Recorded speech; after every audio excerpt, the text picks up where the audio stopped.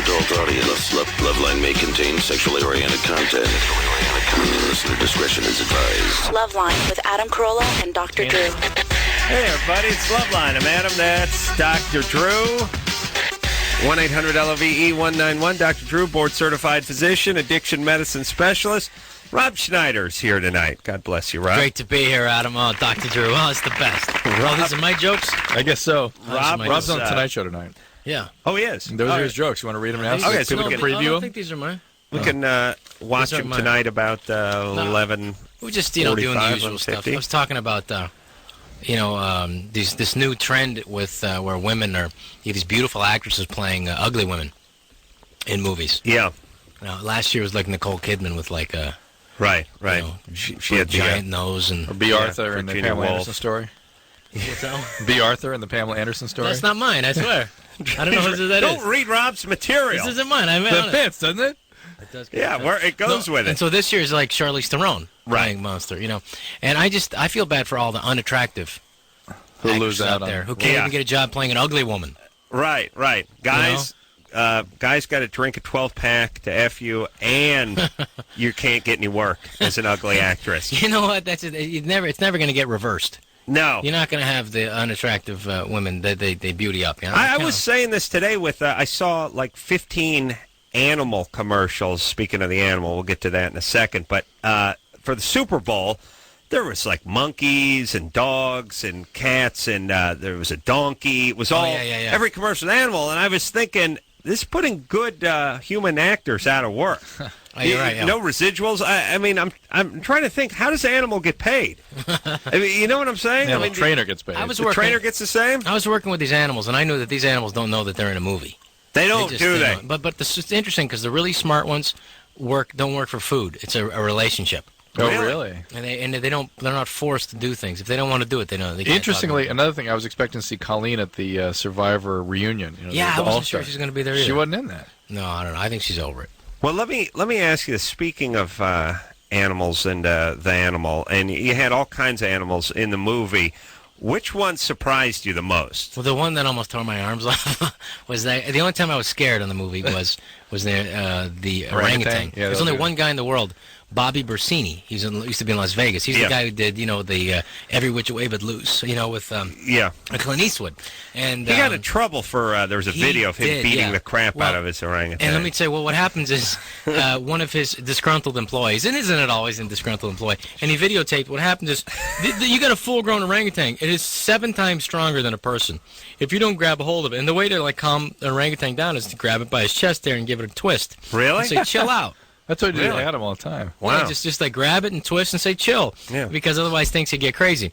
So anyway, he did. He got shut down, Bobby Bersini's. First of all, you can't work with the great apes. The chimpanzees, the apes, orangutans, after they forget about even an ape, chimpanzees and orangutans, after they become adolescents, forget about it. Because they could kill you. Yeah. Once they get those incisors, it's just about the pecking order. It's like, I've got to be bigger than you. And once they start losing the fear of you or whatever, it's like, I got to top this guy.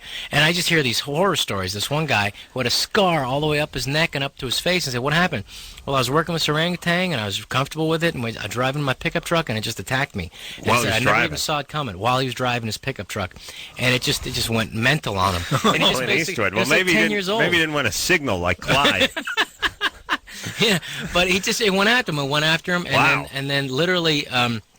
He was fighting for his life for the damn thing. Well, that's the thing.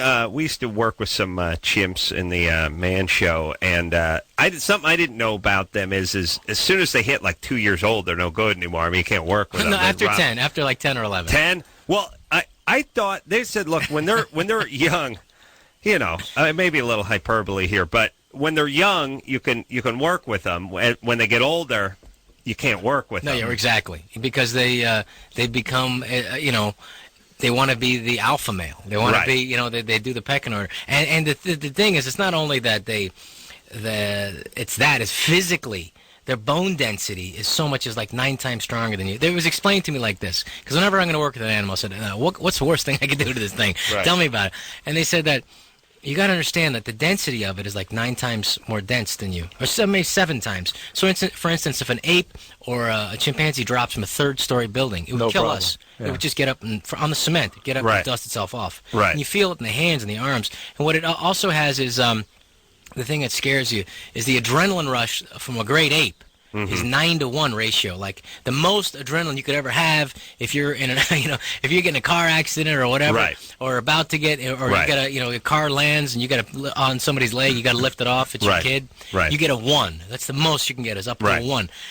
The ape is 9. That's why I drive with a chimp. I know your friend had a hard time in the cab, but if I get trapped on her car, then now who's laughing? Yeah. You know what I'm but saying? that 9 ratio, though, the That's why I difference travel with the with it. strength of it, it basically, and it's so fast. He said, Right. my friend, Bobby Bersini, said, hey, Robbie, it's so bad. I'm not going to tell you. I'm not saying something's going to happen, but if it did happen, it'd be bad for you. Yeah. Bad for you, bad for the movie, bad for me. And I always like, I don't know what it is about foreigners with their crazy ominous warnings. Like they do that stuff, but like, don't worry, if it happens, you'll never know. You'll never know. You'll never know.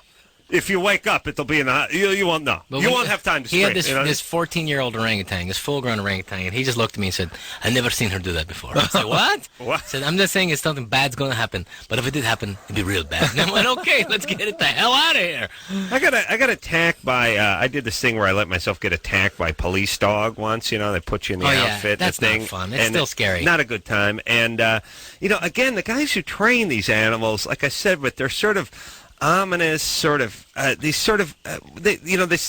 kind of. They never give you an answer that you want. Like you say stuff like, well. First, they give you the freak out thing where they go, it's a switch. Once a switch is thrown, that's it. The animal's, it's a switch. Once the animal, when it becomes, so okay, they give you that one. The switch is thrown one. Then they give you this one. So I'm saying to the guy, well, I'm going to run, and the thing's going to dive and take me down. Yeah, you should be okay. He said, keep your hands inside the protective jacket. Don't let them hang out. And I said, okay. I said, but now I'm wearing a helmet, and I'm wearing this sort of flak jacket thing. And I said, what about my neck? It seems to be, quite good 6 inches of exposed flesh right there. And he goes, he should. Well, just I don't like when they don't have an answer. But they usually go for the arm or leg. Right. That's what they're going to go for. Right. But I tell you, what's scary to me about the attack dogs is that they always teach them the attack word in German, which says to me, well, it's got to be Dummkopf. And he said, dude, how did you know? And I'm talking to this guard. He said, yeah, it's Dummkopf is your dog's attack. He said, yes, it is. Don't say that out loud. And I said, well, if I figured it out in 2 seconds, other people are going to be able to figure this out. Yeah. Guten Tag. Killed you. All right, so the orangutan was the scariest of the beasts Absolutely. to work with. What did he do to you? Well, he just started to freak out. He just started what happens is that the neck is just like this big neck, and it just they start actually getting like purple like hives. Oh, really? And they start like hunching down, and in other words, ready to attack. Really? And I remember being like scared and going, I don't know what just happened there, but this doesn't seem like it's going good. And just started doing this thing, and then and it started like making a gesture like it was going to start attacking me, and I thought, is that what's going to happen here? And he literally jumped in between it and then got it and it was gone. Twisted its hair. And that was Did the chest, did the titty twist? But that's actually what happened on one time. There was a chimpanzee, which was, the thing is when the sun goes down, the chimpanzees go to bed. That's it. When the sun's up, they're up. And it's really simple. They keep it that way. And so it's 8 o'clock at night, and we're shooting the scene. I said, guys, I've talked to the animal trainers. I said, this is it. We're not shooting anymore. Right. And he said, it's one more scene. Let's just get one more take. And I said, that's it. It's done. Right. Let's go. Let's walk. And he said, let's just get one more. And I said, okay, you're responsible for what happened. Sure enough, the animal starts freaking out and starts hitting himself. Starts hitting himself. And like he's frustrated. Like, I want to go to bed. He's like 5 in the morning to him. My move. So he reached the... So the animal trainer reached out and grabbed a chest full of air and gave it a little twist and was like, hey, that's it. And I said, are you guys happy now? Now are you happy? And was there an animal that surprised you? Like you thought, wow, I never thought much. I never knew this. The seal was pretty interesting because the seal, like, is another thing. Like, this really smart animals, it's a curiosity thing in the relationship with the trainer. Like, the first day, the seal didn't want to work at all. Mm-hmm. It's weird because the seal has to have, like, a background, has to have, like, a back. It's like we're like a walrus we just work with on 51st Dates. The thing is, it's a 3,000-pound walrus. And they said, what's the one thing I can't do? He said, don't stand between the walrus and anything else. And the water. because if he spooks, like a piece of white paper or whatever, He'll go it's into the polar water. bear. He's going to just break, make a mad dash for the water, and he's quick. You got a Mack truck. And it's just like, you're just nothing left to you. Right. It'll just be 3,000 pounds of just to be pieces of picking you up out of the water. And so what animal is it? The seal. The seal also has to have like a back to it, and they have like a pool for it. And the first day he wouldn't get out of the pool, and the trainer literally slept right next to like little pool, and he wouldn't do anything the whole day. So it's like, okay, whatever, we'll shoot something else. And then the next day he got bored of just being in there and came out and just did everything we wanted him to do, and just was very curious and was relaxed and became comfortable the second day. I like the seals. I don't see enough seals. I see too many squirrels and not enough seals. That's what I've decided. Actually, there's sea lions you're talking about. Oh, the sea lions, yeah. Those are big animals. I like the bull seals or the bull walruses. Yeah, Ones I saw them all basking on the beach one day out around Hearst Castle, looking. Don't swim with them. Don't get in the water next to them. They looked like they weighed. The bull ones looked like there were several thousand pounds. That they would hurt you, but like that's where the feeding of the great whites and stuff want to eat the seals. Like the girl who's eaten by a shark. Yeah, she eaten by a shark because she was swimming with the food. Yeah, they she always was swimming with seals. Don't swim with the food, then you're the slow food. I always say to Drew, it's a little consolation to me when the animal expert explains what kind of food he thought you were. It's like, well, I'd rather it be a vendetta situation. Like he thought I was the guy who shot his brother or something. That's better. That's better than him just thinking you're food. Like and that there was nothing personal. That's the other one. Yeah, no ass. The nothing personal part. I like it. It was a mistake. It was clearly a mistake. The shark had no intention of eating you. No, he didn't know. He thought you were... He mistook you for another animal. Scarier. More scary. You know what I mean? It's like if a killer who was going to revenge the death of his father just started killing everybody, and people kept going, he doesn't know. He thought you were the guy. Yep, that's scarier, right? Yep. Yeah, and the part where we shouldn't be angry at him. I like that part too. Listen, I can get angry. You knee me in the balls, I'm angry. You take my arm off. Well, you do the math. Do the math. So Animal DVD comes out tomorrow. Oh, that's right. Right. Yeah. Oh, yes. That's what we're talking about. Animal. Well, what happened? I thought I was here to promote 51st Dates. Well, that too. We've been doing this DVD thing throughout the last few weeks, and we came up with the animal uncut. And I told actually Drew said, well, why don't we get Rob back in here as long as we're going to do the promotion? And well, here we are. So the first 5 callers, 18 years or older, who get on the air tonight. Oh, it's the first 5 callers. Okay. Was it always that way? No. Okay. First 5 callers to get on the air tonight are going to win the. They got to be 18 years or older. Are going to get a DVD, and it's an uncut version. Maybe you get the one where Bobby Berasini's orangutan is trying to sodomize. I think there's some nudity in this Rob. one, honestly. Yeah. So you can look for that, and it has director's commentary and Rob's commentary and deleted scenes and. Does anybody ever listen to the commentary? I've never heard the commentary in any movie. Have you ever listened to that? I never. You know what? I never have. And then I watched the movie Blue Crush, and I put it on the director's commentary, and they were explaining how they got what's her nose's face on the. You know, I was watching the movie and I was thinking whatever the blonde chick's name is. I was going, my God, she's surfing. She's doing these moves. Did you really think it looked real? Because I saw it on the plane. It didn't look real to me on the plane. Maybe it's just the. Well, if you watch it when she's doing, they're doing the footage of her surfing. You go, that's her face. That's on this. Naturally, you always think, oh, it's some stunt chick who's surfing. And then there's a part where she'd cut back and come right at the camera, and you go, wow, that doesn't look CGI'd. I mean, the wave and the whatever. Yeah. But they put her face digitally. Put her face on the other person, which is a kind of an interesting thing, which is they didn't monkey with the wave and they didn't monkey with the surfboard or the body. They just took her face and put it on the blind. It looked really good, yeah. Oh, good, okay. So I surfed. had to learn that. I was just in Hawaii surfing out there and with Adam Sandler, and he threw his board at me. I'm out in the water right now. I haven't surfed in like a year, and the board went right towards my head. And my big fat butt, I couldn't get off the board, and I got hit in the thigh. And then this other guy went right into the rocks, who was a better surfer than us. Did he get hurt? Yeah, he got scraped up like from his thigh up to his, above his stomach. Well, as you know, as performers, Drew, this is the cash register, the face. Yeah. So if it gets hit with the surfboard, it's like when a Berasini's monkey's going down. You understand? This is the money. No, this is right. where. Oh, so it's like Montgomery Clift when he got hit in that car accident. That's right. Got all tore up. No good. All right, we got to let's take some calls, and then we'll talk about 51st dates and all that. It's got to be torture shooting in Hawaii, yeah, Drew? Oh, Bad times. That's going to be rough. Dave? Yes. You're 24? Hey, I'm Drew. Yes. How you guys doing tonight? Say hi to You're Rob good. Schneider, too. Hey, Rob, how you doing tonight? Good. How are you? What's going on? You have a problem here. I just got a long-term relationship, and I've been seeing a new girl. And the first time I met her, we had sex, and it was just supposed to be a one-night stand. And now it's becoming a little more. And now that I've been getting to know her, I've been having troubles getting it up. And to get it up, I've been taking Viagra. And, Yeah, how old are you? 24. 24. That's a little young to have this problem. Is Well, she attractive? I think it's more of a mental thing. I think I'm pretty attractive. I hope I am, at least. Not you. She. She is very. You find her But attractive? for the record, you sound hot, Dave. You know what's by interesting? The way, I'm picturing Dave. I'm picturing one of those cop mustaches from the 70s that with Yeah. the pork chop sideburn. Like guys from Chicago can sound. The guy's 24. Sounds 40. It's like if you eat 15,000 chicken wings before the age of 25. Is this how you sound? Like, I mean, you Like sound Dave, like you've yeah. just been drinking beer since age 7. But what an interesting time we live in where a guy goes, yeah, it's because I'm nervous. I know it's a mental thing, so I take Viagra. It's like, Yeah. Wait a minute. How am figuring out what's going on mentally with you? Why do you not like her? Are you anxious about this thing? Do you miss the old one?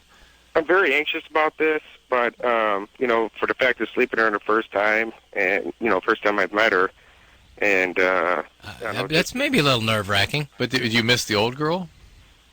yeah, I miss the old girl, but, I'm pretty much over with that. What it is just, it seems like she tells me stories. I don't know if it's to make me jealous or not. But when she does, it just gets to me and makes me think that she's fucking every... Yeah, don't worry. We're not CBS or anything. Wow. Now, Dave's got some anger issues, too, underneath there, I think. Yeah, well, that's part of the thing. When he gets angry, it's like... Well, she kind of likes to make you angry, I think. I mean, it's a turn-on for her. So is she... No, let's not go further.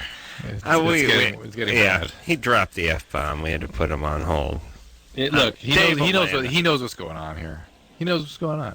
Yeah. What are we going to tell him? Dave Are you taking other drugs? Is he taking other drugs also is what I want to know. Yeah, we can't talk to him. I don't He's want to talk to him.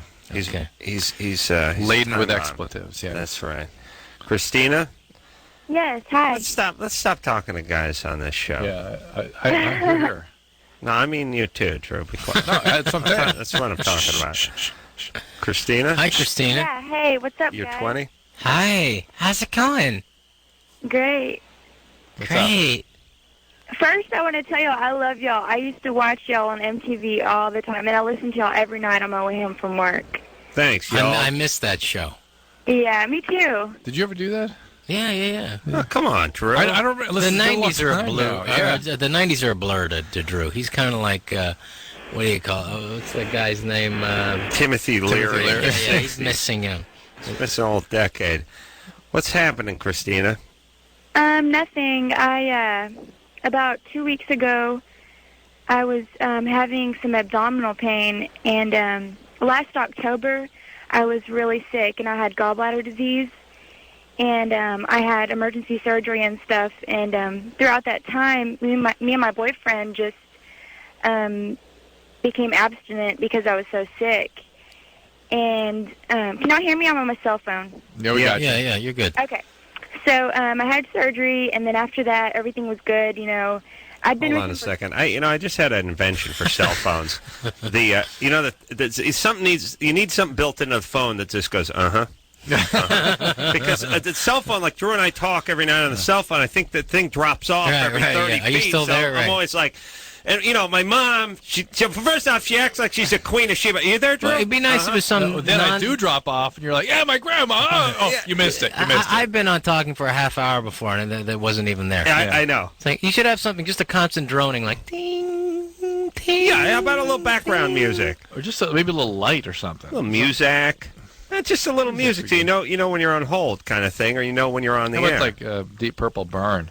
Well, you can program it in whatever you want. I just want an actual guy going, uh-huh. Ooh.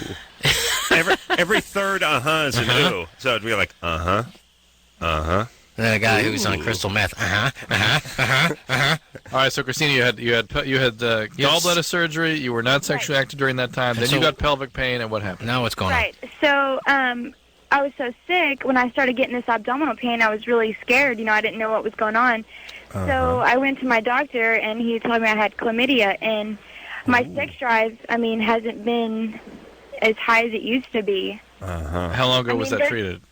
I'm sorry? How long ago did you treat that? I've been off my medicine. I was on doxycycline for 7 days. Okay. And the pain went away? My boyfriend doesn't have any symptoms, but I know it takes 4 to 28 days for anything to start showing after sexual intercourse. Can you put some antibiotics in his food without him knowing? Yeah, I think someone's been doing that to me. Now, what kind of doctor were you seeing? My family doctor. Because it's kind of an interesting choice. Is he an older guy? I'd say he's about mid-30s. Okay, because doxycycline is okay, but you're going to end up with a yeast infection and diarrhea. And did he test you for? Did he think maybe you had pelvic inflammatory disease, or he knew it was just chlamydia? Well, I went to the doctor, and then I went back 6 days later, and he told me that I tested positive for chlamydia, and he said... I see. So he put down I understand. He put down a doxycycline in the meantime. Right. Okay. All right. Okay. Now, is this the boyfriend that you're with now? Is he the only guy you slept with? No, I've been with other guys, but he's Recently? the first one I've been with unprotected. Okay. What is your question exactly?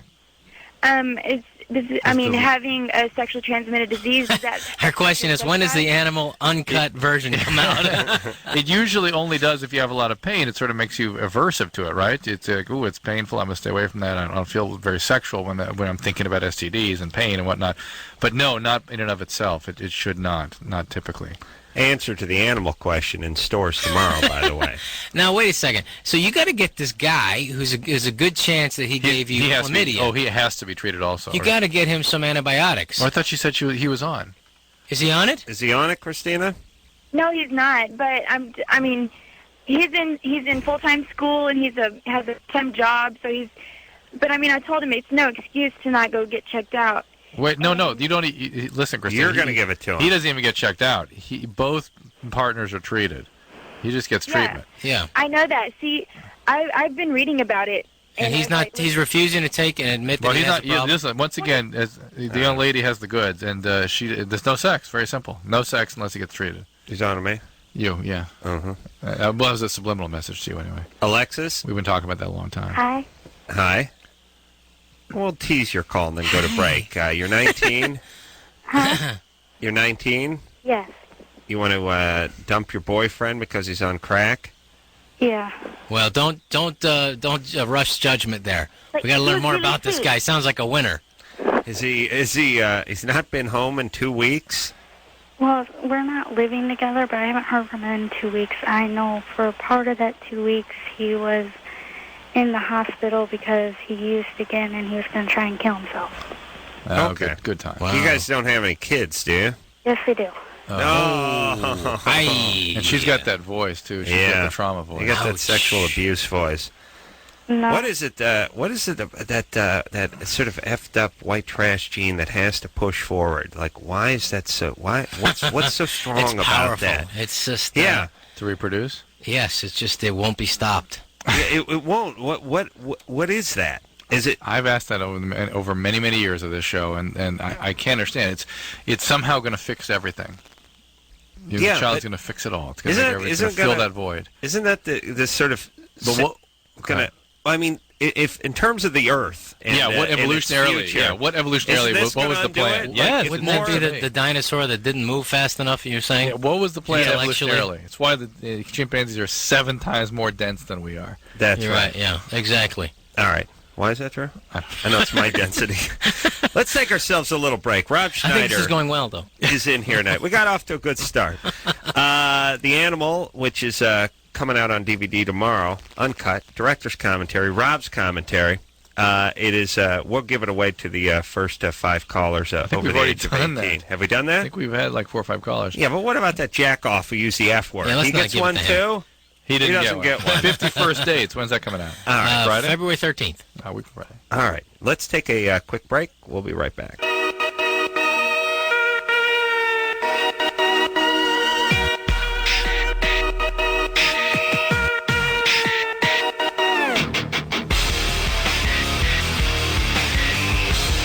Hey, everybody, it's Loveline. I'm Adam. That's Dr. Drew. Phone number 1-800-LOVE-191. Tomorrow night, we got Isha Tyler in here, and then Jeff Probst will be in here after that. All right. The Animal DVD, by the way, is going to be in stores tomorrow. And Special uncut. I know we're sort of making fun of, they always have a whole bunch of extras that no one ever gets to. But it is, and I guess they vary from DVD to DVD. To watch the director's commentary, to see deleted scenes, to have him explain why there wasn't room for the scene and that kind of stuff, I found it fascinating. Huh. I was glad I did it. And I suggest others do that when they pop the DVD in. I've only done it once on one DVD, and I've enjoyed it thoroughly. I think I might want to do that with movies like Apocalypse Now, but for something about Mary. Yeah. I don't know. I mean, yeah, there was a second jizz in the hair scene that we had to pull because the ratings board got on us. Yeah. Anyway, people who so should we promote it anymore, or have we already given away the 5 CDs?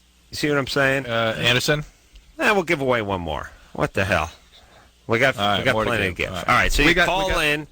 You're over 18. Hold on a second. Call in. You're over 18. We'll give you an Animal CD. They all keep hanging up, so tell them to stay on the line after we're done. Stay on the line. You get yourself a. I haven't given the information. You're not getting the DVD. Right.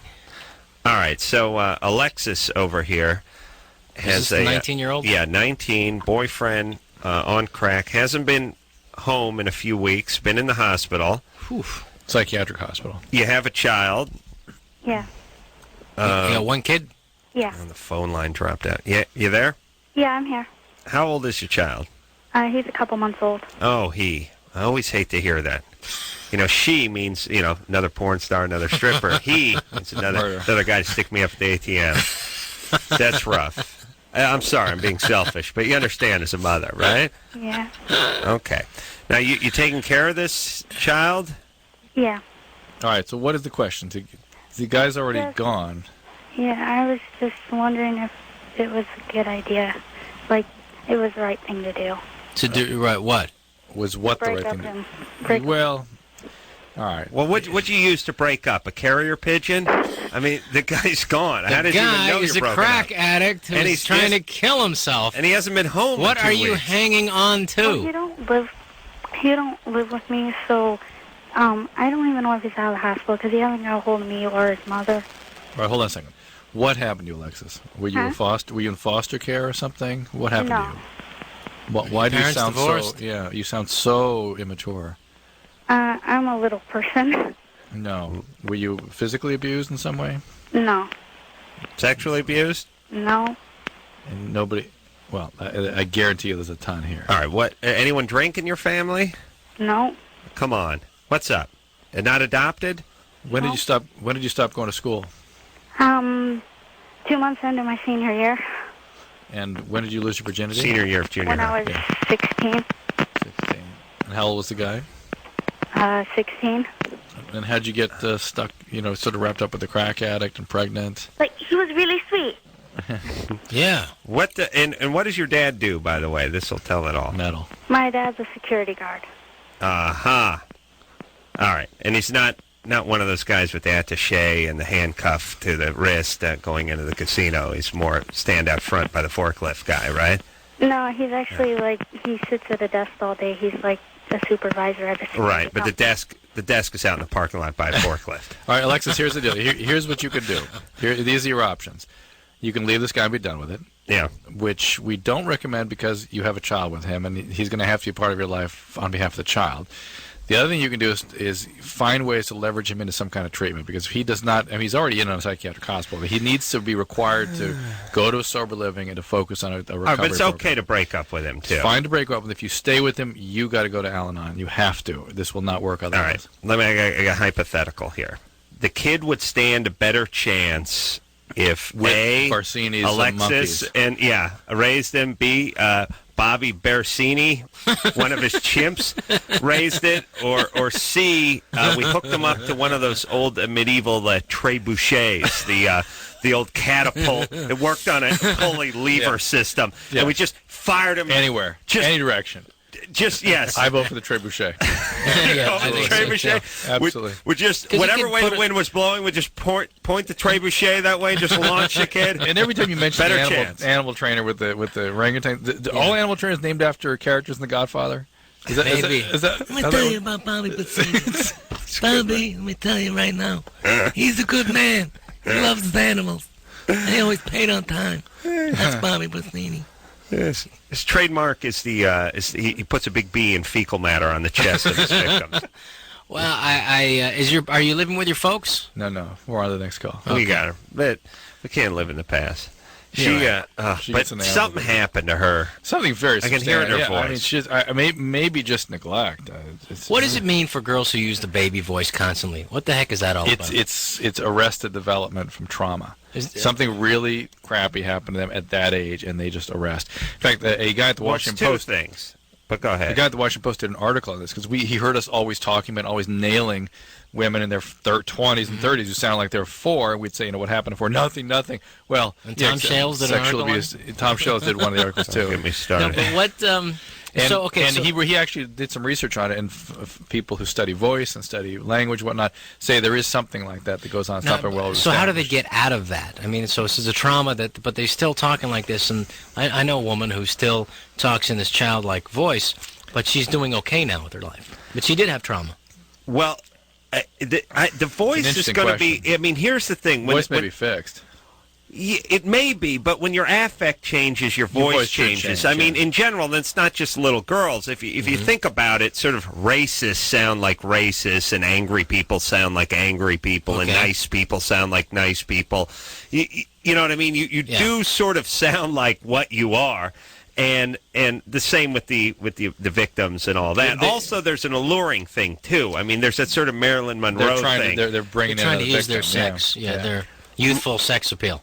Right. Well, to render themselves a victim once again. But every facet of their being becomes about advertising their sexuality, whether it's visually or verbally. They literally start fetishizing their entire body.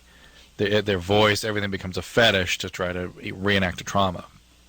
But this fetishizing means in the rear. Yeah, that can be. Okay. All right. Yeah. To reenact the trauma to gain power from it? Well, no one knows. It's probably why we do rituals and all the things. Okay. Humans are naturally drawn to recreate the traumas of the past. So I would think that the woman who's been traumatized, whether it's a sexual abuse or whatever, will continue the sexual abuse over and over and over again to kind of say that it doesn't have a hold on her. It's no big deal. That's how people sort of rationalize it, but the reality is it's probably some primitive part of the brain just driving repetitive behavior. Oh, and plus, it's not always what they say it is. It goes down in their brain as that. I mean, we talk to women all the time that were sexually abused as young girls, and then they say, well, I was raped. Now they're adults, and you say, well, what happened? And it's like, well, we were drinking, we started having sex, and it turns out that the girl never told the guy to stop. She never pushed him away. She never cried for help. Mm-hmm. It just went down as rape. Every encounter goes down as rape. Whenever I think about the Kobe situation, I start wondering, is that girl one of our callers? Of course she is. Who the guy thinks, now the guy thinks, to be fair to the women, it's not 100%, she's seducing him. Well, there are real rapists out there. Well, of course there are. What makes it even more blurry is they go for guys that are abusive. But they bring in the abusive, exploitative guys. But I agree with Rob that it's unfair to the real rapists to call these. You're right. Yes, you're right. These rank amateurs like Kobe rapists. No, it goes down. Almost every encounter with a man goes down as rape because that's the only thing they know. That's what they're trying to recreate. What they're trying to master. And the guy just thinks he's sort of, there's some booze usually involved. And almost any time a guy's with a new woman, there's a little cajoling going on. There's always a little, come on, baby, I'm not going to tell her, whatever it is. It should be it's the woman who sets the parameters of the relationship, no matter what. Whether the guy's cajoling or whatever, it's up to the woman and to kind of set the parameters for what's going to happen. It never gets clearly defined. Right. They never, like we talk to them. So these women don't have parameters. They don't have boundaries, no. And they create things it's almost like there's a longing to create this, reenact this. There's a compulsion. What do they get out of that? No, see, you're trying to use your rational brain to describe a behavior that's irrational. Right. It's just it's some kind of primitive drive. I'm actually trying to figure it out actively. Please. We're looking at it very hurry, hard. please, would you? Katrina? Hi. Uh-oh. Are you calling from the bus station, Katrina? Sorry, no. I'm calling from my cell phone and I'm in my boyfriend's car. Perfect. Right. What's up, baby doll? I wanted to ask a few things. First of all, I think you're really funny. We listen to you all the time, and I do watch the Man Show. And, thanks. The new Man Show or the old Man Show? The new and the old. Okay, all right. I've been having dreams of having sex with women, and I tell my boyfriend about it, and I've never been with a woman, and then when I do tell him these things, he's saying, well, that's your unconscious telling you, that you might like that. And also... Sure. He works in a batting cage. He should know. That's your unconscious telling you might like that, and videotape it. And that's your boyfriend telling you he would like that. Tell him you had a dream. You dreamt he quit smoking pot, and he'll say, please. That's your boyfriend's nonsense. Conscious mind saying he'd like to watch that. Right. Yeah, I don't know. I mean, he's been asking me to have a threesome with him, especially now his birthday's coming up. Oh, yeah, well, why wouldn't you? It's his birthday. Sure. You want a tie? You want a shirt? You want a threesome? What do you want, honey? Man only turns 23 once in his life. He deserves something. The big 2-3? It's Michael Jordan's number for crying out loud. 21. 21, okay. There you go. So he wants the threesome. Now, were you having these dreams before he was suggesting that you have these Yeah, I was. Oh, yeah, okay. All right. So are you thinking about getting him a threesome for his birthday? I don't know. Sometimes I feel like I'll be okay with it, but other times I just feel kind of scared and I can't really see myself doing that. All right. It's going to screw up your relationship. Yes, guaranteed. it will disrupt it. Guaranteed. How about you compromise, get him a decorative popcorn tin, like my cheap aunt and uncle got me when I turned 21. 3 types of popcorn. What'd that set him back, $6? What do you think it was? $4? Yeah, $4. Oh, cheap bastards. Look, here's the whole thing. It was your toilet for years. Come on, all right, please, Drew. Here's the whole used thing. To crap in a popcorn tin. I got lunch. My stepmom locked me out of the house. What do you want me to do? So he'd crap outside in the shower in the sink. You shower in the. There's some trauma there. I'd use a hose. Yeah. Some trauma. I was in the garage. It was tough. It was a long time ago. I'm over it now. But that's the important People part. complain those Barsini's monkeys have it bad. For God's sakes. Making your kid crap in the popcorn tin. In the popcorn tin in the garage. It wasn't actually a verbal command. Then emptied it out. It was just sort of a math command. It's got to affect your self-esteem at a certain level. It did, but I'm overcompensating now. That's the important part. I now crap into a silver. I only crap on a homeless guy who who comes up to my house and I pay him to let me defecate on him like Danny Kaye. Danny Kaye. Danny Thomas. I don't know. One of them used to like to crap on somebody. At least he had a glass coffee table. That's what you hear. That's what you hear. Oh, my God. Yeah. I either crap into that or a pewter urn. Those are my two, the homeless guy or pewter urn. It's compensation. Why do celebrities all have to have some weird-ass stuff? I don't know. To me, the same thing about the guy who played the attorney, the Raymond Burr. I heard that about. Oh, my God. Who says these rumors and makes these rumors up anyway? I just hope they're all true. Yeah. I know the Rod Stewart having the gallons of semen pumped from his stomach is true. Other than that. Of course. You were there. And the Richard Gere hamster one is true. Those are the ones I know are true. Other than that, I can't verify anything. I'd just like to know how long it took and the series of to get a gallon's worth of... Anyway. No, whatever. So what's the guy saying again? We're going to break. Here's the thing. Threesome will disrupt the relationship. If you think you're lesbian, if you think you're lesbian, this is a sort of a safe way to explore that. Whatever. Right. But and the guy, I mean, how does it screw it up for the guy? It doesn't. Although guys will start having feelings about this too, and start making cases. If this is somebody he wanted to marry. Oh yeah, it's weird because now your wife. It's like you swung with your wife. Yeah. It feels weird. Yeah. Right. It's potential for trouble. Is it okay if you kill the other person after? That way, there's no witnesses. No. Yeah, but you only get to have sex with them 3 times after they're dead, and then they go bad. That's the Geneva Convention on snuffing. Believe me, through trial there. Now, if you live in a cold weather climate, you get 5 to 6 humpings in. But if you're out in like Florida or Arizona, 2.5 maybe. In 2 days. Yeah, they're out. Yeah.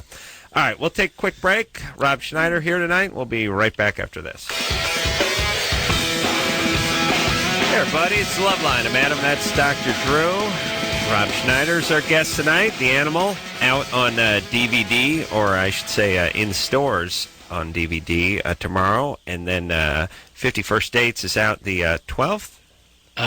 February 13th. Oh, 13th. Drew Barrymore, Adam Sandler. Now, let me ask you, Doc. Yeah. You can jump into it, too, my friend. No, we can't. Were people, not as sick in the 50s, where there's not as much damage, or was it just completely underground? I think we are in a sicker time. Emotionally, you mean? Emotionally. As far as physical trauma and I think trauma is a more common phenomenon. I think families are pretty well destroyed. And I think things that used to help people contain some of that have been taken away. Like larger family structures. All kinds of containing elements in society just aren't there anymore. It's people just spinning out of control. Well, also, I think what Drew's saying you got is... people with Chinese stars on their nipple being held on by a barb. That actually feels very good, though, if you have it at the right Did you see tension. that thing she had on her nipple now? Yeah, I did. I did see that. I saw that actually first time was Return of the Dragon. Bruce Lee. Yeah, she's got nunchucks hanging from her hood. Well, she's got a... Have you seen that, Drew? I haven't seen that on the Drudge Report yet. If she gets it going, yet. she shakes her ass just right. She's a very dangerous weapon. That's why, when people are going to attack her crotch, they should all jump at the same time instead of one at a time. Right. Well, I think what Drew's saying is she's got a fake boob, by the way. It used to be that people lived in a smallish town, okay. And it was scandalous if you had, sex out of wedlock, or it was scandalous if you got divorced. It was just a scandal. It's just those desires and stuff were suppressed, or they weren't allowed to get as crazy. People were sort of shamed into submission. There's a lot of shame. There was a lot of better connection and more respect for other people. And the reality was, we had no birth control, and you could die of an STD, die of a pregnancy. Right. So it was serious stuff. You wouldn't want to screw around. Right. So more repercussions are more severe, which was better. Maybe. Well, different. It does. I mean, let's put it this way: if you think you might die from an activity, you may think twice about it. But I will say, my friends who grew up in the '50s said it was the absolutely most boring time. Really? I really just hated it. Yeah. My friend, I don't know. No TiVo. Jennifer, you're 25. Hello. Jennifer. Go to 3. All right. Alyssa? Hi. What's happening? You're 18. Yeah, sorry, I have a cold. All right. I was wondering what the difference between bipolar and borderline personality disorder was. In the most simplistic way possible, bipolar is a mood disturbance. Where your mood fluctuates wildly. Pick 2 celebrities, like Courtney Love is... Is that all bipolar is? Just extremely moody people? Well, not mood. At the point where, when you get manic, you disconnect from reality and start thinking all kinds of strange things, and don't sleep for days at a time, and do strange things, and the depressions hit, and they start trying to kill themselves. And these are very profound fluctuations of mood. And sometimes those fluctuations take months, sometimes they take hours. And by borderline is a personality disorder. Although there are people that believe from a neurobiological perspective that borderline, bipolar, and post-traumatic stress disorder may be related biologically. So, meaning you saw something horrible, and that as a young person or even older, and that triggered the whole thing? It's all related to early trauma, all 3 of those. Jeez. All right. Hey, but good times there, Alyssa, right? Not really. Okay. So what do you have? What's your thing? Do you think you're bipolar? No, I was diagnosed with borderline personality disorder, but my therapist and some other people disagreed with it because they said you have to be an adult to be diagnosed with it. That's true. It's sort of overused in adolescence, and bipolar is quite treatable if that's all you have. That's a good thing. Treatable chemically? Yeah, because it is a chemical phenomenon. Yeah. Speaking of being diagnosed, I'm going tomorrow to get the hernia checked. Oh, yeah, I set that up for you. Yeah. What should I do? I need to trim the pubes, or no? They'll take care of that. Don't worry. No, they'll do that. No, but I mean tomorrow. When you're under, they do it. Don't worry. Whap. You're gonna love this. Yeah. Oh man. The check part, though. Yeah, don't worry about it. What goes on? How did you get the hernia? What were you doing? It hurts. I blame Drew. I think Drew gave it to me. I had a hernia repair last May. Right, I remember that. Yeah, I think it's hereditary, the hernia stuff, pretty much. Yeah. My dad had it, and everyone else in my family had it. My dad had one too. But then what do they? what do they do? How do they check it? What do I got to look forward to tomorrow? He's going to take his finger and jam it up your inguinal canal. Basically your testy. Leave the testy behind, but take the scrotum and insert it there. Yeah, go There's inside. There's a canal there. It's opening. Right, and take that and basically extend his finger to your spine. Should I bring my sack in the office, or because I'll leave it in the car? I want to know if I should crack the window. Just let it drag behind a little bit. I would, so he's going to ram something. Put his finger up. And up a place you didn't know you had. Yes. And what's considered? Is farting considered bad etiquette? Bad etiquette. Screaming bad. What's up? Laughing bad. What about like a hawking a loogie on the top of his bald head?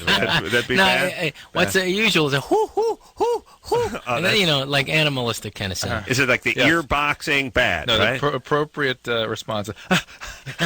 Yeah. So is ha, and then, but what he'll do though is he can see if there's a. Where it is, right? And then poop, and then pop it back in. And I had to reduce the damn thing incarcerated here. We had to lie him on the floor and push it back in. But he needs to have it pop it usually back in. No, and he has to be operated on, for sure. It's time. Oh, all right. What kind of bedside manner is that? Let's take a break. Talk more about it. More hernia talk. Yeah, Rob Schneider here. Right back with the abdominal wall in a minute.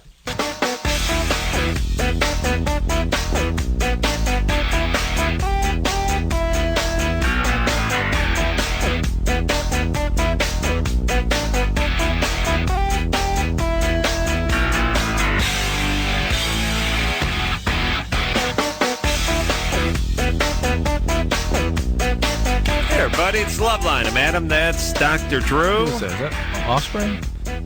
Well, I love those guys. Drew loves the Osprey. I really do. Nice guys, too. Told you Dexter called me when I go flying. How come you didn't call me? Don't do that. Rockstar calls you for flying? No, right. Yeah. That's just bad. He's a pilot. Yeah. I got Buddy Holly's widow.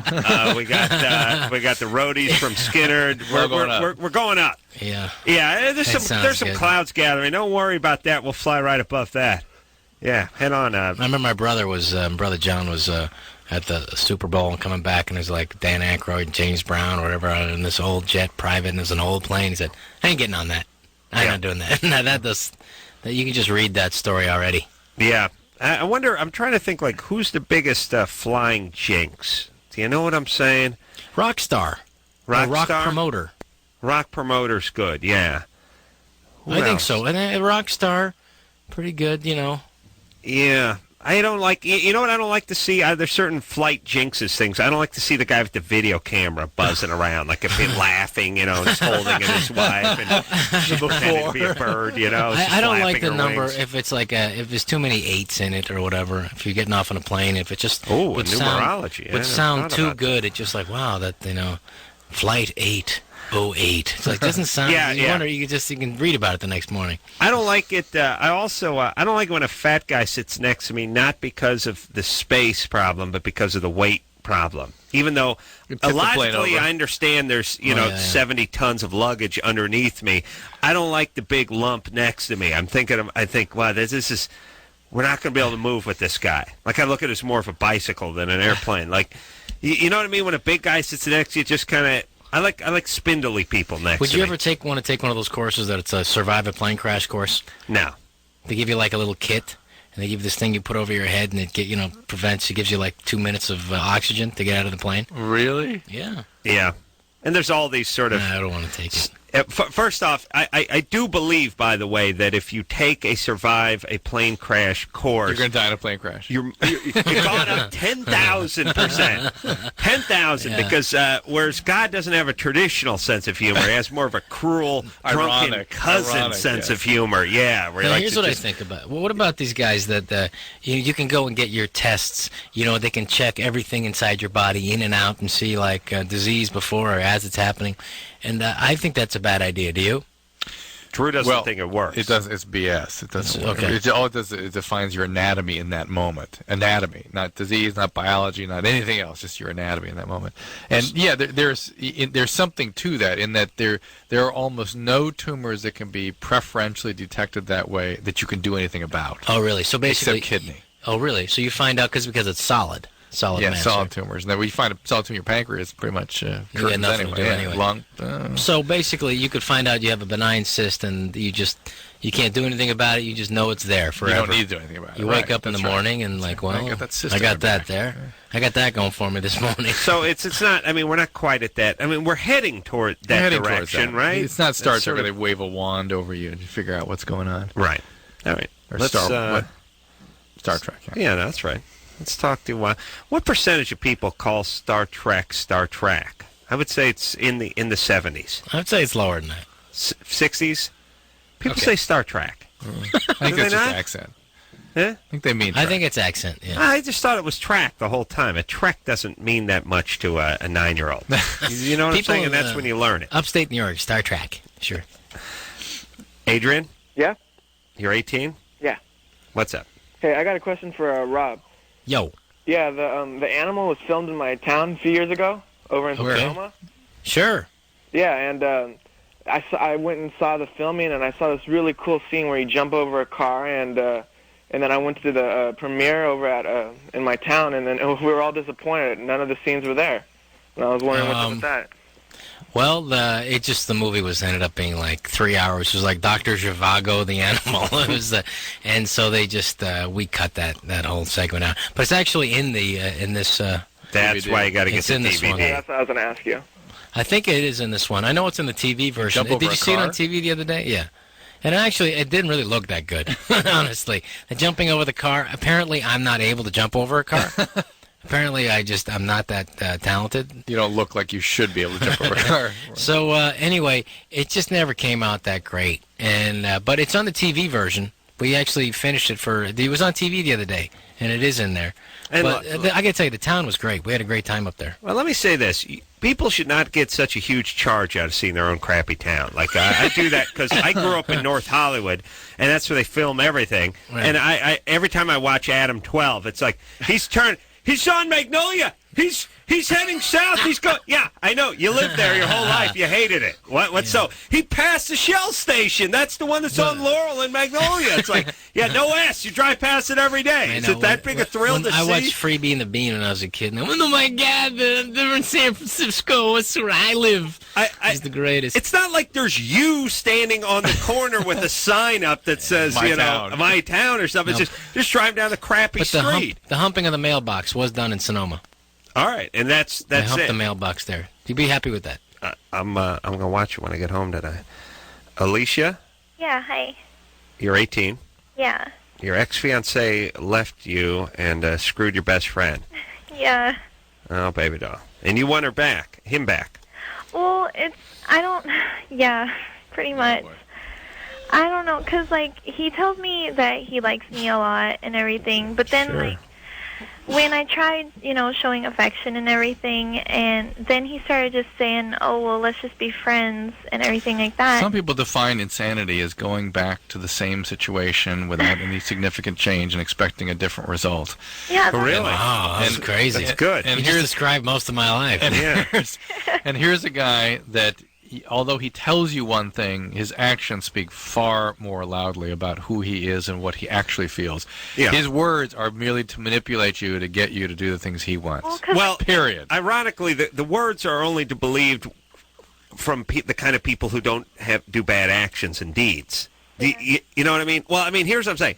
People go, this guy, he lied and he stole and he cheated and he raped, but then he says this. Yeah. Well, whatever that guy says Doesn't matter. Doesn't Doesn't matter. count. Doesn't Now, count. ironically, the guy who doesn't do anything bad, that's the guy you should listen to, but course you they don't have. He doesn't have a rap. That guy, you don't need to listen to him. Well, He's that not doing is anything. interesting, because guys that actually are genuine, it isn't so fluid with all that crap. But let me ask you a question. Right. Sometimes a girl will sleep with one guy and then try to create this perfect relationship out of this one guy because they still feel guilty ever sleeping with a guy. Does that make sense at all? Yeah. Yes. Oh, yes. well, okay, because Is this the first guy you've ever slept with? No. I used to be... Okay. But please don't crap on the guest point. You used to be a what? You used to what? I used to go around and I would have lots of boyfriends, and I didn't really used to care about anybody. And then I got into this relationship, and things just got really serious and everything. We had been... And you want to make it work even though the guy's a jerk. Yeah. It's interesting how the abuser inevitably I'm not the way becomes I the used to abusee. be anymore. Right. Because she used to go around and abuse guys, and now she's getting abused. All right, well, tell us a little about this guy. How old Sounds is like a he? winner. Yeah, sounds like a He was delight. really sweet. Is he in a coma now and from crack OD? No. Oh, okay. I'm confused. I thought maybe our callers are crossing over. No. Where? He used Yeah. to be really sweet and everything, and then she Sure. supposedly had some huge personal thing going on, and then he started being friends with her. Oh, it's her fault then. Oh, of course. It's She's her, got that some bitch. stuff going on. That bitch. How dare she? She burdened him with her personal thing. Yeah. She mentally manipulated him into sleeping with her. Yeah, and I've now seen she's- that. And now she's acting like she doesn't even want him or whatever. And I told him I was. Alicia, we're being facetious. Oh. We're being facetious. This guy is a predator and an a-hole. Yeah. And let me... Dump him. You know what? It's also a self-esteem problem for some girls. They just don't think they're going to get another guy. You know what? You No, can she had get lots another of guys. She had lots of them. So why is she just stuck on this guy? Because this guy's an abusive a-hole. She has to have that. Her dad was an abusive. Where's your unavailable dad? guy, Yeah. My dad left when he was 6 months. When I was 6 months. There you go. Well, this is not going to get him back. From way downtown. He went to jail. To Went to jail. jail. There you go. That's the kind of guy she needs. Huh? All right. Now, can you get a guy who's not like your old dad, please? Yeah. All right. That's enough. Okay. You're broken up. Stay that way. Okay. And let me tell you, ladies, the number one, here's what you need to do, everybody. Turn on daytime TV and then do the opposite of whatever you see. Everything. Whatever hairstyle you see, do the opposite. Guys, you see the guys From 9A to 3P. See the guys with the sleeveless T-shirts? Sleeveless T-shirts, the cut-off sweats, and the bad sort of greasy Nero hairdo with the bangs. You go the opposite. Listen, this includes the daytime dramas. Yes. The soap operas right. do exactly the opposite of what those people do. Ladies, when you flip it on and you see the two chicks fighting it out because the one guy's nailing both of you, instead of being angry at the guy, they've chosen to turn on each other. Yes. That is a white trash maneuver. No Jewish chick would ever do that. Could you imagine two Jewish broads going at it? Right. No, they get together and cut the guy's nuts off. That's right. Then dance on it. You're right. Take one each. Oh, it's such a white. It's a real white black chick. Actually, everybody but the Jews. Jew chick never do this. Never would. I just love it. I love it when they go at each other and they start just digging in, and the guy's just got to be laughing his ass off, thinking, "I get to F the winner of this fight." And the loser. And okay? the loser. Coincidentally. That's right. Hopefully at the same time. Right. David, Hey, you're 20. What's going on? I just wanted to say, Adam, you're great. And also, I saw you guys at Stanford when you guys came down for that little talk or whatever. Great. Yeah, you took a little bit too many questions from the audience. Adam, you tried to throw a nut in my mouth. Remember that? That was you? That was Yeah. you. How wild is that? Please put that in context, though, David. Yeah, please. Okay, all right. It was a cashew, be fair. The first someone asked a question in the audience, and they came out and they offered Adam a bunch of gifts, Crown Royale and cashews, because they like nuts. Somebody gave me a big can of cashews, and I decided, since we're on stage, I want to see how many rows I could throw the cashew back and get it into some guy's mouth. Okay. I threw it about 12, 13 rows back. You got somebody. This It guy. was like 9 or 10, Adam. But it was a Dave? pretty good distance, you know. It was about 20 feet, and Dave, got one broke off a my- tooth. Dave doesn't go to Stanford. Yeah. You don't Yeah, go no, to he doesn't Stanford, go huh? there. No. You were And just. it was- You live in Palo Alto? No, I don't. I go to San Jose Jose. State. Yeah. Hey, It was Yeah. further than 20 Not feet. 'cause nearly I as threw good. the thing as far as I could throw it. San Jose State. That's in the same Pac-10. That's almost Stanford. Not really, Rob. And actually, I cut work a whole bunch of days over the break to actually go fishing on Pacifica Pier. Hey, that's from my hometown. Yeah, actually, I know that. And, yeah, always foggy in Pacifica, though. Me and my friends always say that. And, Rob, I Yes, just I wanted know. to say that... Strange the affect on this guy, isn't it? Yeah. Anyway, He's a Northern California kid. I got this guy pegged. Go ahead. I just want to say, Rob, you're great, but still there's Sandler, so you can't forget about that. What's that? I wanted to ask you. I Hold on saw a second. Everything is a butt. Everything is but that. What about the Sandler? I Well, didn't get let me just explain a phenomenon from years of doing the Man Show and dealing with the a-hole who's been crossbred with a fan. It's basically, there's some farm where they take, very enthusiastic, very complimentary, ravenous fans of your work, and they crossbreed them with a-holes. and that's the guy I spend my life talking to. They go like, hey, but I was there and I was Arizona. Yeah, man, Drew, I threw that nut 15 rows back. It's more like 8.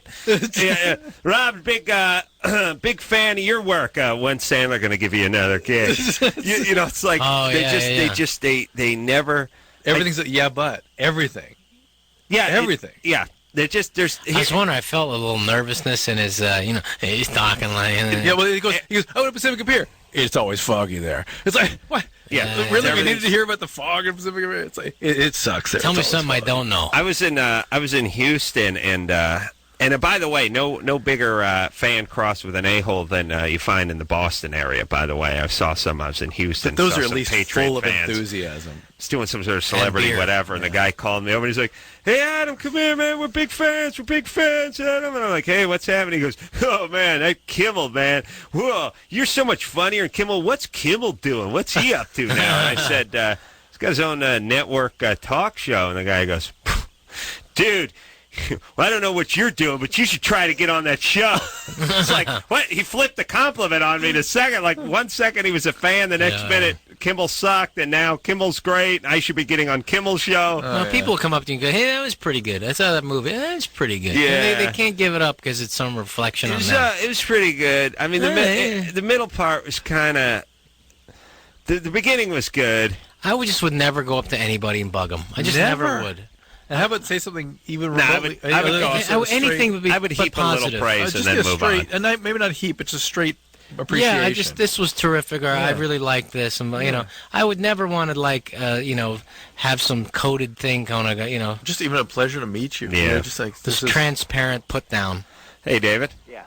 All right. Anyways, talking Rob, about I you. really appreciate all your work that you did. You were great in Big Daddy with the clock radio and all that kind of stuff.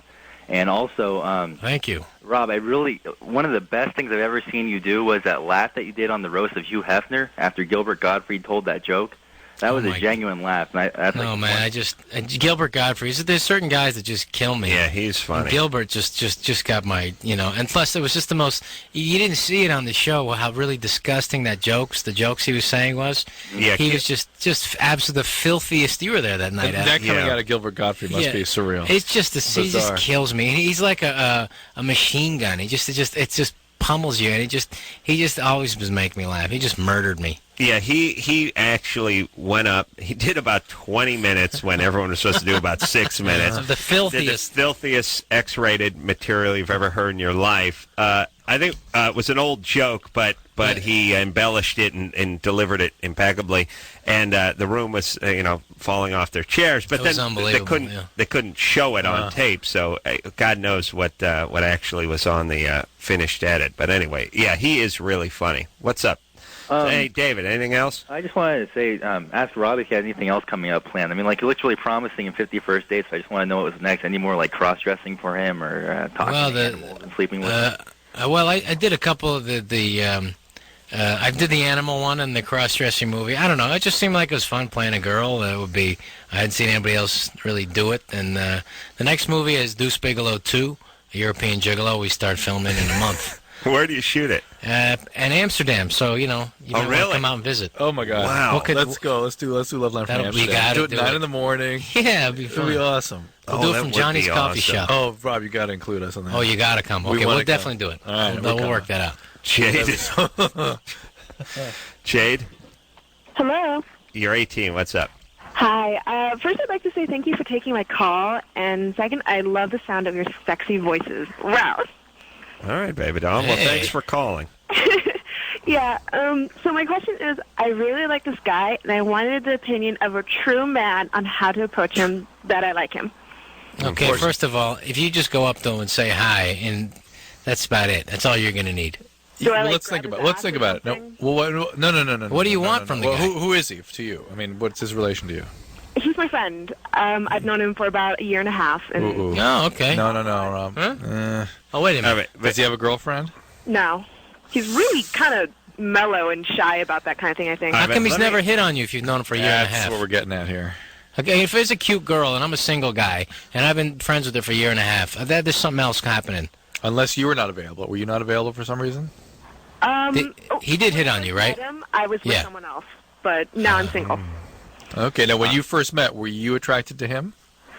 Yes, I was at the end of a really bad relationship, and I got out of it, and we started being really good friends then. But he didn't go for it then.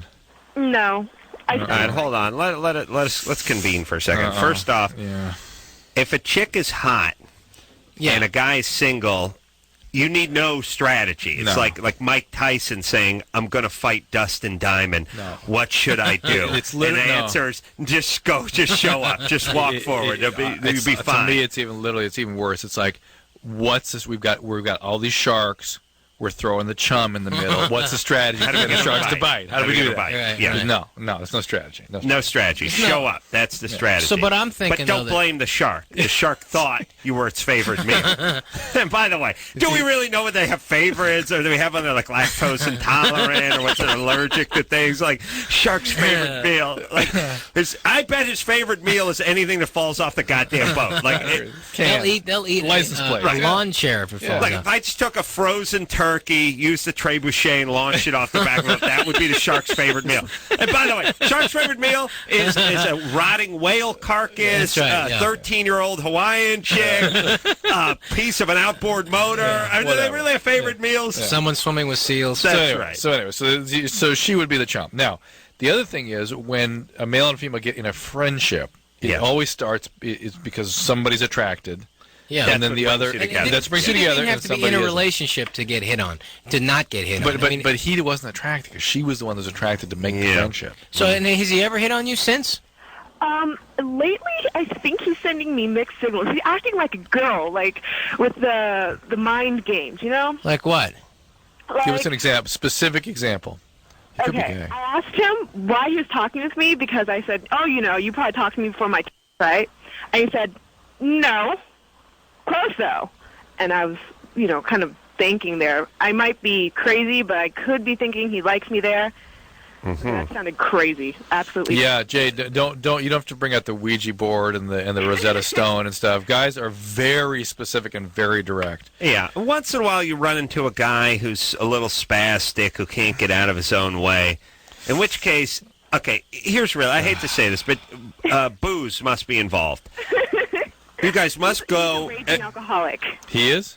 Oh, not perfect. But he likes his drinks. All right, here's the thing. If you are with him one weekend and have a couple of cocktails in an intimate environment, the truth will start coming out. And if he doesn't go for it, then forget it. Yes. Okay. But don't jump at him because if he's not really attracted, not really wanting this to go in that direction, it's going to be very unpleasant, uncomfortable for both of you. Yeah.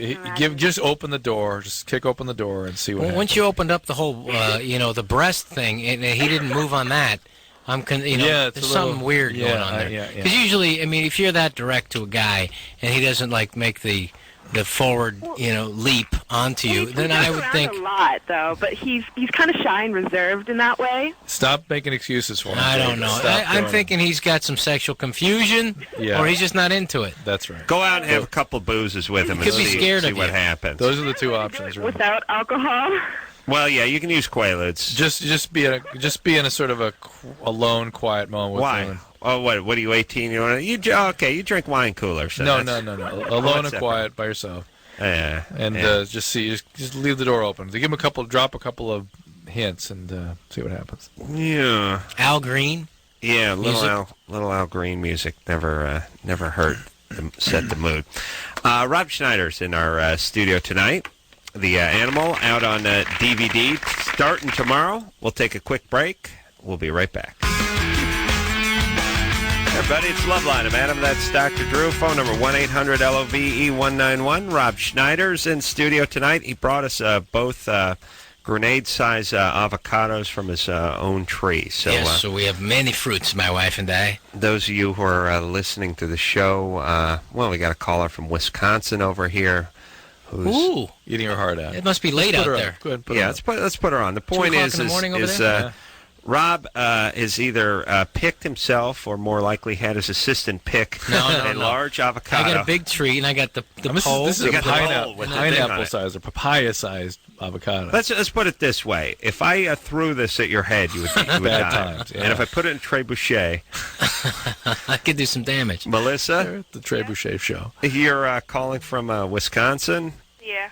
And how cold is it there tonight?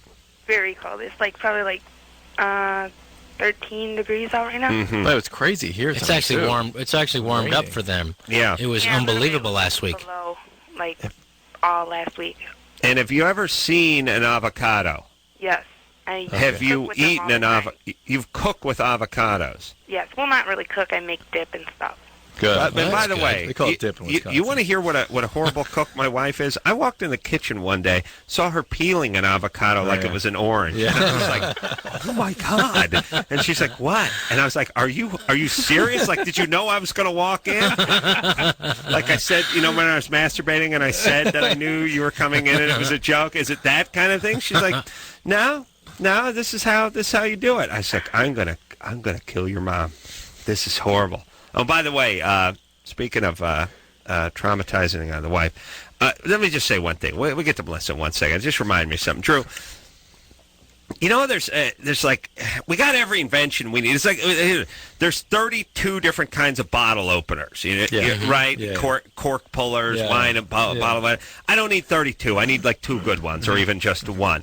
When is the toilet timer flusher thing going to come in? My wife has now discovered the third big Duke floating in the toilet with her. And here's what happens. You know what happens? I'm on the phone. He doesn't want to flush. This is what happens. No, you're doing business on the phone. You're doing Mr. President? Yeah, you yes, flush, sir. you don't want people to know where you are. You don't want them to know who you are. So you stand and then up, you get up and you walk away, and then she comes in. And I have a feeling this wasn't left floating. It was left. It was a big dump. Was it standing straight up? She gave me. It was pointing toward Mecca. She gave me this one. She goes. I was in the living room and I was listening to headphones and I was skipping rope and she came out in the hall and she just looked at me. She was like someone who was landing a carrier on a deck. She did the 2 fingers like, yes, you. And I said, what? And she goes, come here. She did the wave and I'm skipping rope. I'm like, what? She goes, and she starts guiding me in. She walks me all the way down the hall through the thing, walks me on the bed. What is this? Then goes right down to the toilet. I'm like, all right, that's humiliating. But if I had the flood, well, you know what? You can have that same sound that you wanted for the cell phone. It's a zing, zing. That zing sound could tell her not to go into the toilet. For a while. Just a timer for the toilet. How about this? How about this? Flushing timer. Oh, here's 30 seconds. All right. It's just a pressure. It's a pressure switch, which is after your ass gets down onto the seat. If the cat jumps up on it, it's not activated. It's got to be more than like 70 pounds hits the seat, right? Let's make it 60 for Asians. Okay, the ass hits the seat and it clicks on. Now, after the ass comes off the seat, it flushes within 5 minutes of that time, maybe 2 minutes. That's it. There could never, because this happens all the time to me, and I don't know why, but I'm humiliated by it. Why are you humiliated? Well, maybe I do. All right, but this is a good invention, right? Yeah, it's a great. It should be. Or I was maybe the way a flush where you push it down and it starts to slowly come up before it actually. But just engages. the flush. No, what you don't want is that loud noise while you're on the phone. Right. That's just telling the person on the other line you're not important. And I don't know what it is about having people thinking you're doing anything on the phone that's humiliating. Like they call you at 4:30 in the morning. Were you asleep? No. I'm right. What is that in the background? Is that the TV? No, that's nothing. Just car drove by. Are you smoking a cigarette? No. Like, why can't you do anything on the phone? Like, you talk to your best friend, but he finds out you're taking a crap. It's a big deal. I know. I call my friend Josh Lieb. He's a comedy writer. And this guy, and I'm talking to him, and all of a sudden I hear something like, ding, bing. And I find out, are you in the bath right now? He says, yeah. He's perfectly comfortable. Like, in the tub? In the tub. Wow. He's hours he's in there, and he's perfectly comfortable being on the phone. Oh, wow. I like to talk to his therapist and start using him. Melissa? He's a comfortable, confident man. Yeah. So, anyway, you like avocados. Yeah. It's 13 degrees in Wisconsin, and your question is? I have a question. My boyfriend, we've been going together for about 3 years now. Lately, it's like he's trying to push me away, and I just don't understand why. And then it's like he'll, like, pick fights with me. Melissa, here's the thing about relationships at your age. Yeah, but when he leaves me, or I leave him, I get sick of it or whatever. Or he'll say, I don't want to be with you, I just want to be friends. I'm like, okay, that's fine. And I'll get over it for and then I'll leave him alone for a week, and then he'll call me and be like, I love you, I miss you, and this and that. And then it just cycles back and forth, and it's just like, I'm getting really sick of it. And I've told him so many times, I'm just like, What is it that you want to do?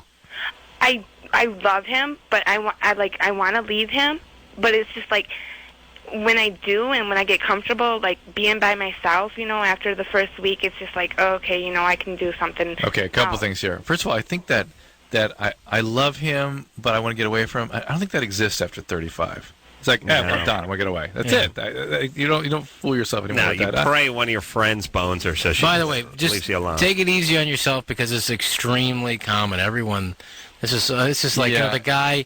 He wants something else. The grass is greener, and a week later he realizes, I got this though. Does he have sex when he comes back with you? Yeah. Yes. Okay. Well, stop that. Stop that, and he'll stop coming back. Yeah. That's what he's coming back for. But see, it's like I need it too, so it's like, okay, whatever, All right, okay, but let me make this analogy that Drew, I don't know what the average time, people quit drugs or cigarettes or booze or whatever it is they're trying to quit. It's 3 or 4 times before it takes. Yeah. And the same with relationships. You've been with somebody for 3 years, especially, she's 20, so she got to get 16, 17 years old. Couple shots. You break up. And then you get back, and then you break up, and you get back. It's just like 3 times max before it actually takes. And as you get older, you just start realizing, hopefully, that when you break up the first time, maybe you should just stick with that plan instead of bouncing back.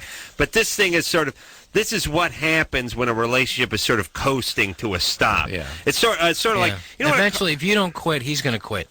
Like when a car's running out of gas, every once in a while it catches, and it's like, but it's running out of gas, but it'll catch every once in a while. And but pull you know for what caused it finally to grind to a halt, right? Her love of avocados and living in Wisconsin. Somebody does something with somebody. Yeah, somebody finds somebody else. That's it. Pow! Just boom. Now it's over. Yeah. That's it. It would be nice if there was an event that made it sort of that you couldn't get past.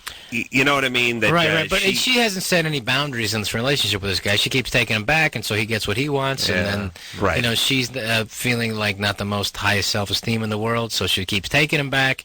And you just got to find, if this is the guy you really want to spend time with? No. Then, okay. Just break up. And look, anyone who's been with anyone from 17 to 20 needs to break up anyway. Right, and it's good to be alone for a while and to scare yourself. Like, I don't know what I could be alone. It's good to explore the I don't know what it's like to be alone. Yeah. Right. Plus, then what happens? You get engaged to somebody you've been sort of on and off Yeah, you with. don't want that. Yeah, just break up. Be with somebody you're excited about. Paul? Yeah. A man who shares your passion for avocados. What's up, Paul? I'm great.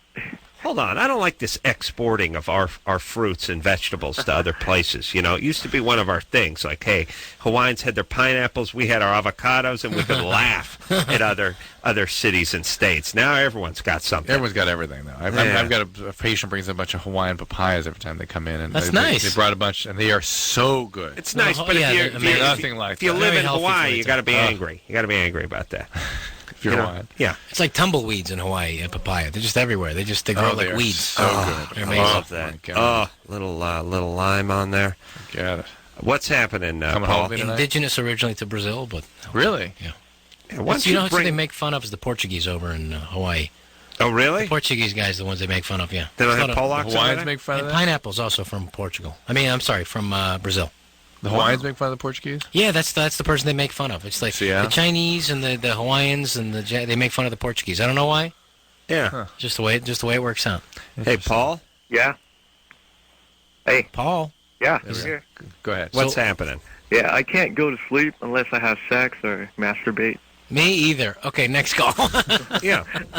So what? You're a guy. That's what you do. It's a choice. If a choice, sure. Who wouldn't want to? Are you saying you think you have a problem? Yeah, because I have a girlfriend and we have sex like 5 to 6 times a day. Come on. No.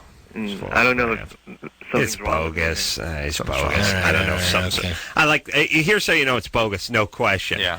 I bang the bejesus out of my girlfriend 8 times a day. So, do you know what the problem is? It's like you got a boner, you idiot. Check off. Problem is it's too self-congratulatory towards you. Here's the reason, guys. Guys beat off before they go to bed, not because they can't do it or they won't.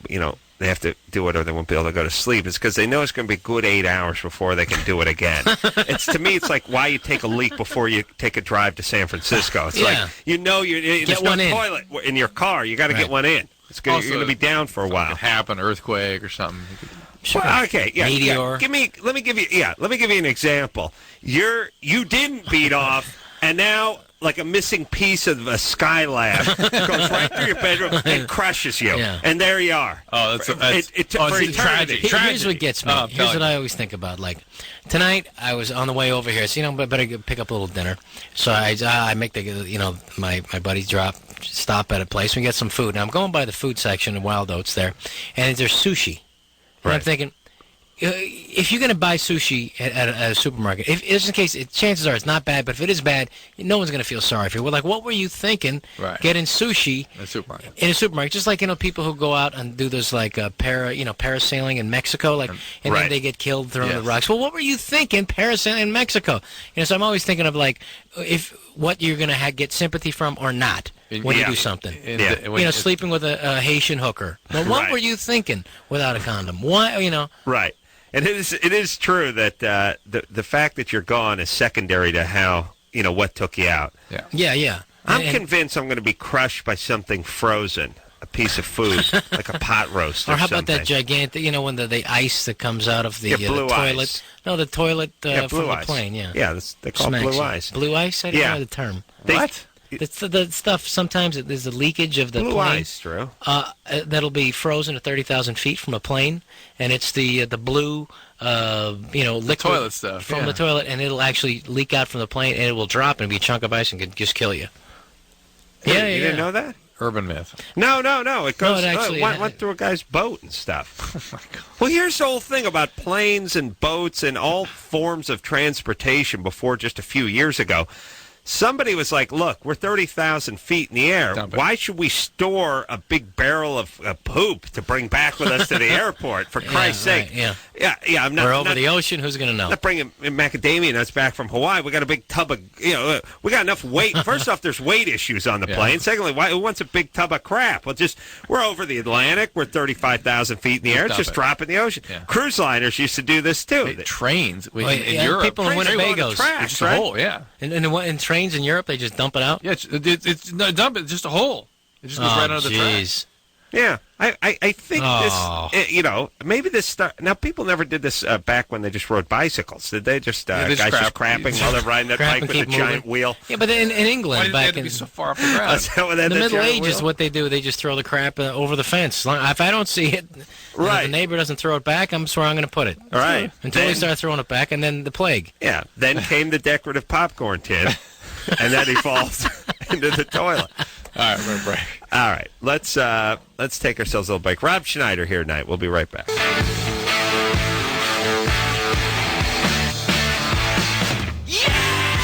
Hey, everybody, it's Loveline. I'm Adam. That's Dr. Drew. Aisha Tyler's in here tomorrow night, and then Jeff Probst is going to be in here from Survivor. And I'm a big fan of Survivor. I watch it every season. So I watched after the Super Bowl. I couldn't get into it. I hate reality TV, but I watched it. Yeah, I do too. My wife's a big fan of this reality stuff. I have to admit, it was like pummeling of Queer Eye for the Straight Guy, The Real World, and MTV's got these shows. They don't even play music on MTV anymore. It's just these shows. It's relentless, But then you end up watching something, and it's just like a car crash. I don't know if it's good, I don't know if it's bad, but I'm going to watch it while the impact is happening. Right. Yeah.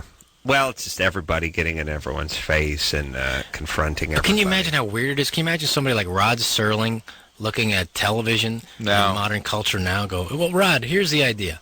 Well, what's on the air now? No, he's going to be submitted for your approval. Yeah, submitted for your approval. He's going to be thinking... A group of 10 bachelors. One of these will pick...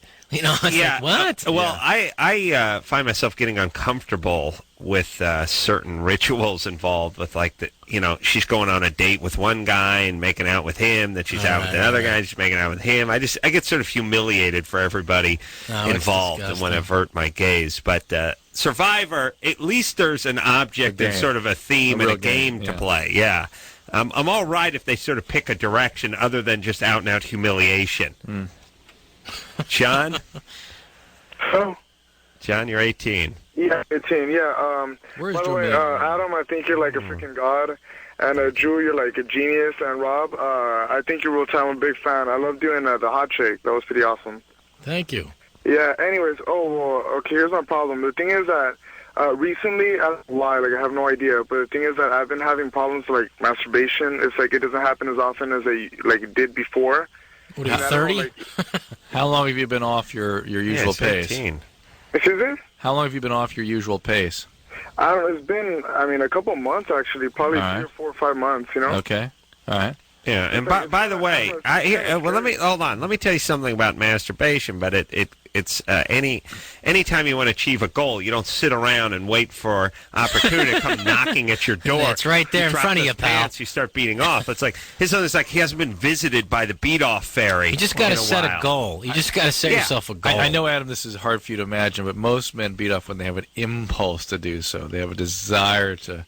Things build up, then they go. They don't wait.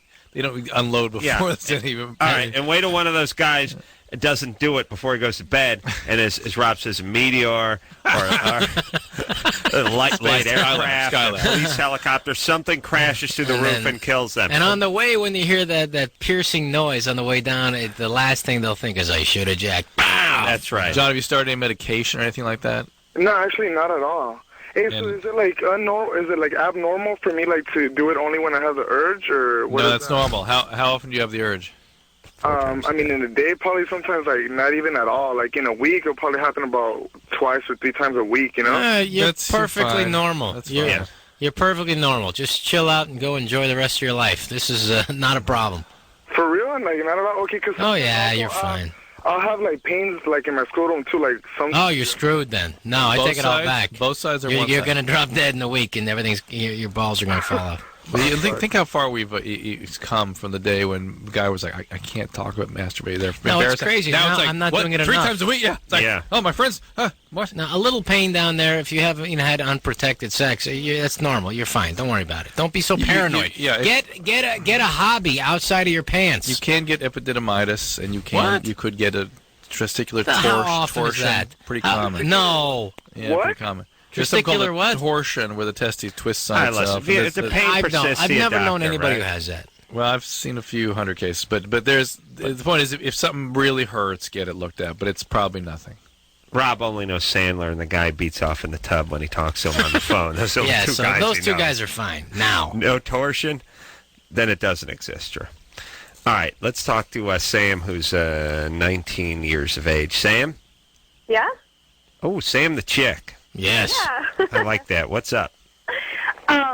First of all, I want to say hi. And I wanted to ask Rob if he could do an Elvis impersonation. That's huge, right? I just want to say, that's huge. When we go out later and get some pumpkin pie, I'll maybe come back here later. I don't know. Just the Elvis, with the young girls was always kind of creepy to me. But I know he must have talked to him like this. All right, Anyway, sorry. I talked to a woman that dated Elvis. She's the mom of a friend. Wow. What was her name? Paige? No. What was her name? No, but no, she just had one date with him, just one date. Okay. And she was said 16 at the time or not? She was, I forget the story. She was like a sort of neighbor au pair, and he spotted her and liked her, and the date was set up.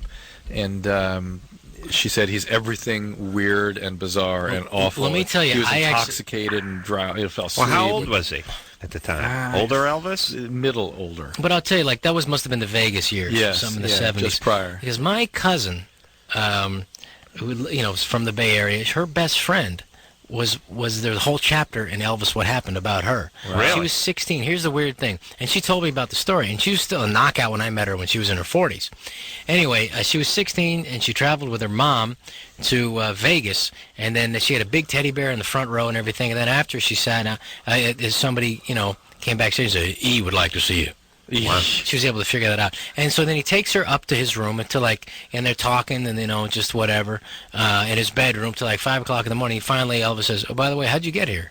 So my mom said, well, where's your mom? Said, oh, she's down in the diner waiting for me. The mom let the mother take, let the kid go up with Elvis. Well, Elvis, it's my daughter, but you're Elvis, till 5 o'clock in the morning. Isn't that crazy? And then they got her a hotel room.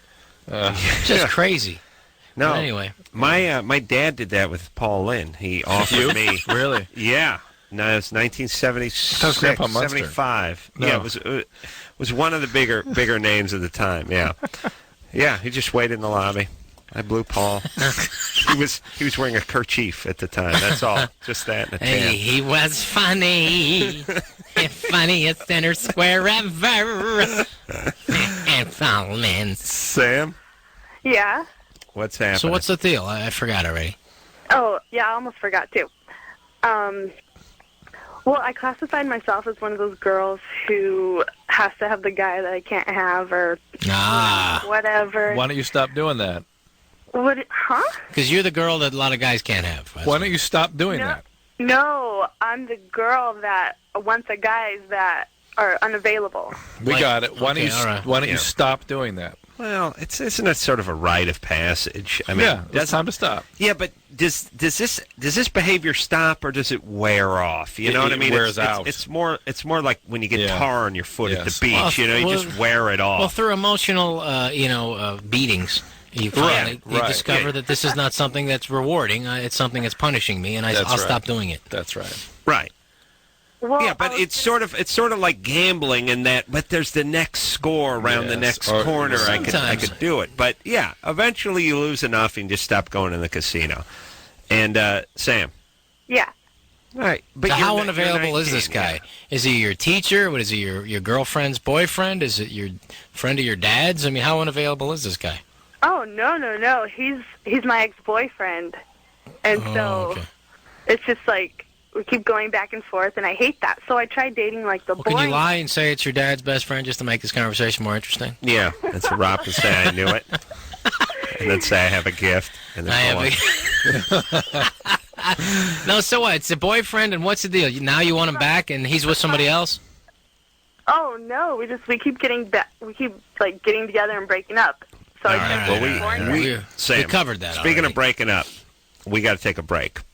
We fine. did cover it. It's a rite of passage. Here's what you got to do in this. Find process. another guy. Yeah, don't get pregnant in the many back and forths because you get off birth control. He puts the condoms away. It's spontaneous. He Bad shows up times. drunk. You get Right. pregnant. Now you got a kid. Now you got to live with this person that you really, really don't want to be with. Right. We'll take a quick break. We'll be right back.